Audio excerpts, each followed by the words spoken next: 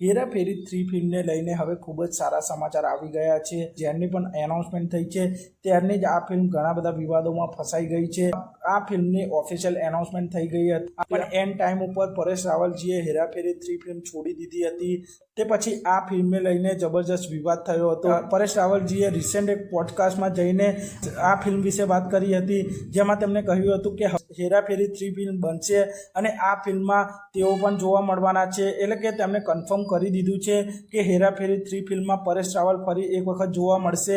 અને તેમણે અક્ષય કુમાર અને તેમના વિવાદ વચ્ચે પણ વાત કરતા કહ્યું હતું તેમને વિવાદો વચ્ચેનું સમાધાન થઈ ગયું છે અને તેમના વચ્ચે હવે બધું જ બરાબર થઈ ગયું છે। એટલે કે હવે ફાઇનલી હેરાફેરી 3 ફિલ્મ આપ સૌને જોવા મળશે। એટલે કે પરેશ રાવલની પણ હેરાફેરી 3 ફિલ્મમાં એન્ટ્રી થઈ ગઈ છે।